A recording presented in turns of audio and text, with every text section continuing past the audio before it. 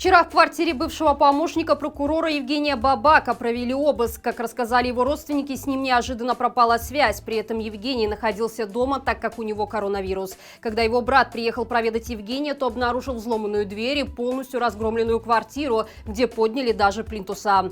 Позже стало известно, что Евгений задержан, а видео его раскаяния в содеянном появилось в телеграм-канале Губопа. Там Евгений признается в своем участии в акциях протеста и в том, что давал интервью независимым изданиям, чем сильно оскорбил бывших коллег.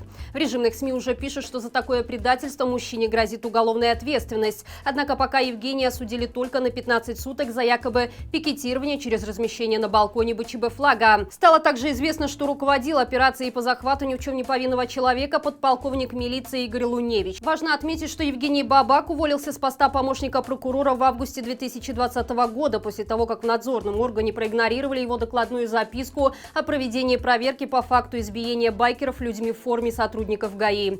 Причиной своего ухода он назвал бездействие и молчание силовиков и начальства города в ответ на происходящий тогда беспредел на улицах.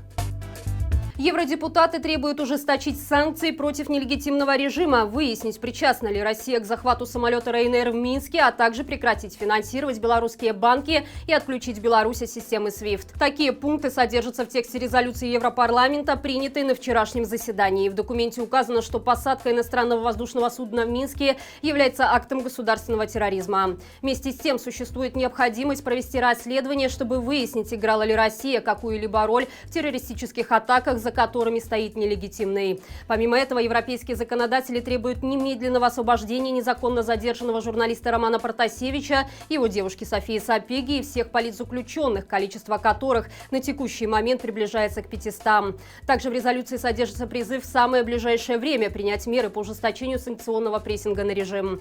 Предлагается ввести ограничения против государственных и частных компаний, которые контролируются режимом и связаны с ним. Санкции требуют применить в отношении нефтяной отрасли, сталелитейной, калийной и деревообрабатывающей промышленности. Кроме этого, Европарламент призвал Совет Евросоюза в ближайшее время принять и реализовать экономические санкции, способные оказать немедленное влияние на Лукашенко. Важно отметить, что резолюция не имеет юридической силы, однако имеет огромный политический вес. В международной политике такой документ является маркером имиджа государства и отношения к нему. Вместе с тем, каждая страна Евросоюза может реализовать на практике рекомендации резолюции. Самое главное – это то, что Лукашенко и его режим теперь официально преступны в глазах Европы. И меры по ликвидации опасного террориста не заставят себя долго ждать. В июле 2020 года нелегитимный принял участие в открытии новой поликлиники в Гомеле. Естественно, проходило все это под фанфары. Людей на столь сомнительное мероприятие согнали со всей страны. С одной только Гродненской области привезли 400 человек. Тогда Лукашенко жал всем руку да приговаривал, что теперь никто болеть не будет. Да вот только люди болеть продолжают, а лечить их некому. Читатели телеграм-канала «Флагшток» жалуются, что в новой центральной городской поликлинике нет онколога. Пациентов вынуждены перенаправлять на смежные специальности. Важно отметить, что Гомельская область бьет рекорды по нехватке медицинских работников. На сегодняшний день там требуется свыше 300 медицинских специалистов среднего и высшего звена. А всего по стране не хватает по меньшей мере 6500 медиков. При этом нелегитимная власть продолжает увольнять лучших специалистов за инакомыслие, которые впоследствии уезжают из страны. Видимо, Лукашенко стоит устроить гастрольный тур по стране и передать заряд энергии, решительности и здоровья через рукопожатие. В новом учебном году белорусских школьников начнут учить, как правильно любить родину. Для этого учеников 5-6 классов отправят на факультатив «Основы духовно-нравственной культуры и патриотизма». Вероятно, такая идея пришла в головы чиновников Министерства образования после того, как в прошлом году Лукашенко заявил о том, что нашей молодежи не хватает патриотизма. Исправить эту досадную оплошность взялись по всем фронтам, и теперь детям 10-12 лет придется познать режимные дзены и осознать себя гражданами и патриотами. По крайней мере, такую цель факультатива заявляет Минобр. Помимо этого, ученики выпускных классов получат новые учебники по истории. Судя по всему, в свете последних событий Гауляйтер вновь решил переписать прошлое на свой лад. Теперь в учебном пособии «Великая Отечественная война советского периода» много внимания будет уделено коллаборационизму и политике геноцида. Впрочем, ничего нового. Так было и при Геббельсе, и при Сталине, а Лукашенко никогда особенно не скрывал свои источники вдохновения.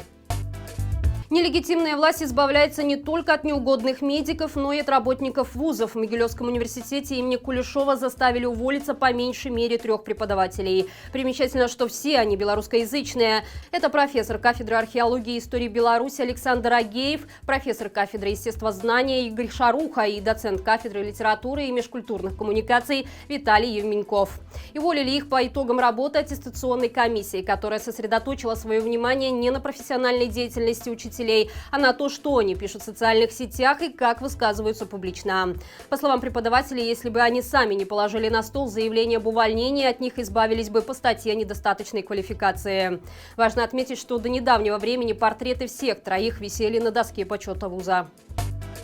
Министерство финансов выступило с инициативой об отмене ряда налоговых льгот. Об этом заявил первый замминистра Дмитрий Кийко, отмечая, что такие меры необходимы в связи с дополнительными расходами на здравоохранение, вызванные коронавирусом. Также Кийко подчеркнул, что свою роль в таком решении может сыграть налоговый маневр в нефтяной сфере, реализованный в России, но и на этом плохие новости не заканчиваются. Чиновник сообщил, что, цитата, «в текущих реалиях назрело расширение налоговой базы за счет отмены налоговых льгот при одновременном совершенствовании способов их оплаты». То есть, говоря человеческим языком, белорусам придется еще сильнее затянуть пояса, чтобы бюджетная кубышка не обнулилась окончательно.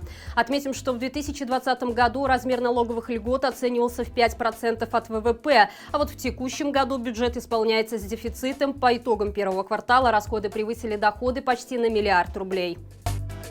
И это все на сегодня. Завтра в 17:00 подключайтесь к нашему субботнему прямому эфиру с моим коллегой Дмитрием Семеновым. Я же прощаюсь с вами до понедельника. Берегите себя и живи Беларусь!